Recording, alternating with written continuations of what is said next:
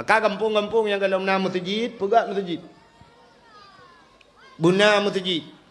Walaupun lagi maah lagi bahasa Pak Camat, masjid ubi raya atas pegat, urang hanai dalam. Kupur tak pegat, yang toh nama tamah habanya mana biota. Kupur tak pegat masjid, hanya kan kupur pegat masjid. Dosa tu cigu pegat masjid. Yang payah tak jawab menyona urang ke kupur tak pegat masjid raya-raya atas hana urang payah tak seon menyobek tak pegat masjid, pucit tak pegat rumah makah tak pegat. Yang kupur raya-raya atas kan tu peti.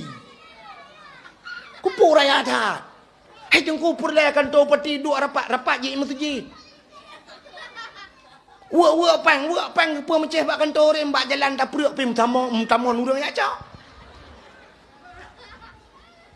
Stadion bola BB Raya apa god? Ye yang kupur.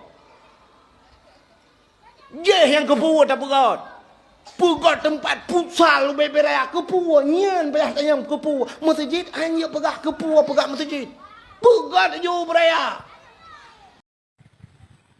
Assalamualaikum warahmatullahi wabarakatuh. Saat ini saya berada di Masjid 1000 Tiang Al-Sunnah wal Jamaah di Kampung Plantiga.